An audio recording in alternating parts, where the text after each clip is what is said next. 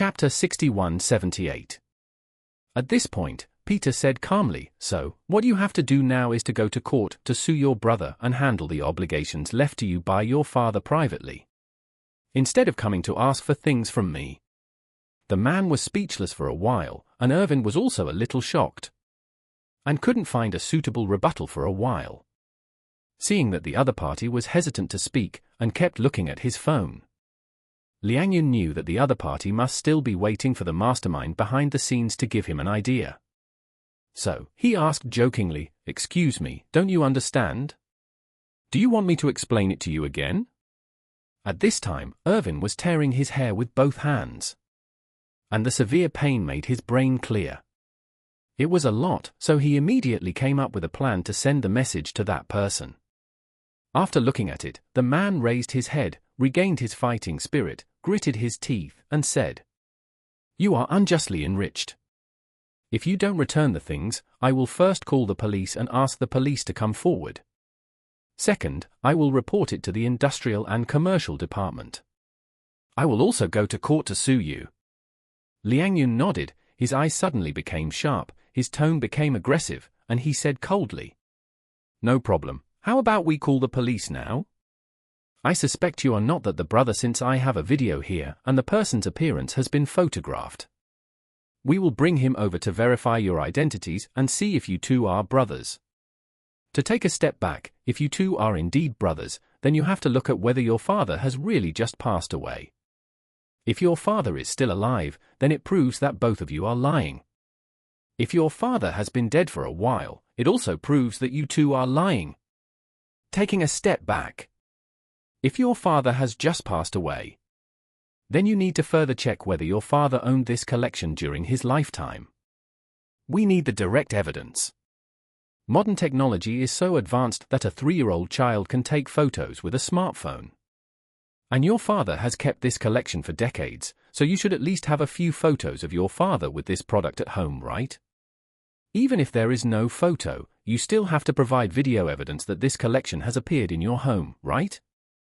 If you can't provide any video evidence to prove that this thing appeared with your father, or that it has appeared in your family, which also proves that you are lying." At this point, Peter's tone increased a bit, and he said coldly with a bit of scolding, "If you are indeed lying, then I have reason to suspect that you have never been here with the original motive to deceive me. Because when I received this thing, it already had a layer of artificial distress. Who would normally reverse the distress on a Northern Song Dynasty antique to make it look like something from the Ming Dynasty? There is reason to guess that you must have thought that this thing was not a good thing, and you just wanted to defraud me of hundreds of thousands of yuan. But you didn't expect that you were mistaken about this thing. If you are paying attention, I might as well ask the TV media to intervene, and let's trace what's going on behind this incident. Who has ulterior motives? Who is it? Controlling everything behind the scenes. Eventually we have to find out who owns this thing. See if the other party is a criminal gang with rich experience in fraud." Liang Yun said this. As soon as the words came out, the man was pale with fear, sweating profusely, and trembling all over. And Irvin, who was secretly monitoring everything, was scared to death. He didn't expect Liang Yun's logical thinking to be so rigorous, and he immediately began to dissect the fatal bugs in the whole matter. If you want to prove that this thing is really stolen, the person who comes to ask for it today must be the younger brother's brother. And the person who comes now has no blood relationship with the younger brother. What's even more damning is that this younger brother doesn't have a half-brother at all. He only has 2 older sisters. What's even more damning is that this younger brother's father is still alive. So, once this matter is reported to the police and the police are involved, the police can find out who his younger brother is by just dropping his younger brother's household registration information. Everything he said when he was selling things last night was all lies. Of course, he still has a way to save the day, that is, let the younger brother directly admit that he stole this thing from a stranger's house, and then find someone who has no relationship with the younger brother to pretend to be the owner. However, in this case, this younger brother is finished, because he committed the crime of theft, and the amount involved was extremely huge. What's more, even if this is the case, he may not be able to get the thing back. Because no matter who you find to pretend to be the owner of the bronze Buddha, as Liang Yun just said, you must at least be able to produce some image data to prove that this thing is indeed his.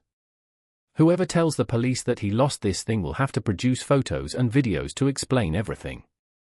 It's like you go to the police station to report that your child is missing, and say that Zhong San's child is yours, but you can't even produce a photo of you and the child.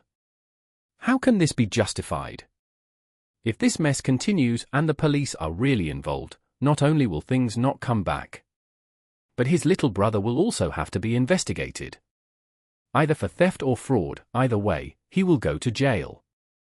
How could the younger brother be willing? Moreover, although the younger brother is said to be under his control, he is ultimately Orville's person. If he wants to put Orville's people in jail, not to mention whether the younger brother agrees with it or not, the other brothers and Orville himself have no choice. How could you agree? Thinking of this, he finally realized that Liang Yun's ability to control the situation was much more powerful than he thought. Only then did he realize that everything had been developing according to Liang Yun's rhythm since his younger brother walked into the shop with the bronze Buddha. Peter is a master of strategizing and planning, and Irvin, who relies on cleverness and the help of noble people to get to the top, is no match for him. So Peter uses his tricks, which is a dimensionality reduction attack for him.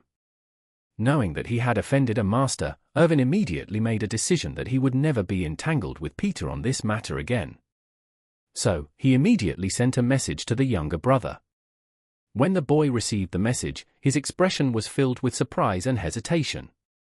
However, after hesitating again and again, he gritted his teeth and said to Peter, "Forget it. I don't want the things. I'll give you an advantage this time."